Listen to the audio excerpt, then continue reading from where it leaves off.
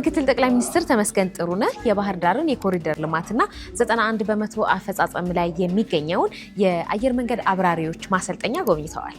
እነዚህ ፕሮጀክቶች የከተማዋን ገጽታ ከመቀየር ባለፈ ለሀገራዊ ብልጽግና ያላቸው ሚና ከፍተኛ መሆኑ ተረጋግጧል። በጠቅላይ ሚኒስትር ዶክተር አብይ አህመድ ተነሳሽነት የተጀመረው የገበታ ለትውልድ ፕሮጀክት እንደ ደንዲ፣ ሸበሌና ገርአልታ ያሉ ድንቅ ፕሮጀክቶችን ወደ ላቀ የቱሪዝም መዳረሻነት እየቀየረ ይገኛል። ተፈጥሮ ሳይበረዝ ለነገ ትውልድ የሚተርፍ የብልጽግና መሰረት እየተጣለ ነው።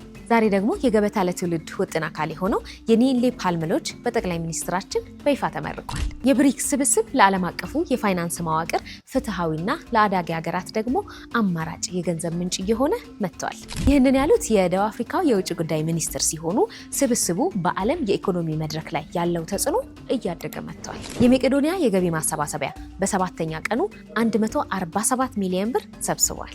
በተለይ የአቶ ሀብታሙ ጉልላት የወርቅ ጥርስ ስጦታ የኢትዮጵያውያንን የመረዳዳት ጥልቅ ባህል አጉልቶ አሳይቷል። ለእውቀት የእድሜ ገደብ የለውም ማለት ይሄ ነው።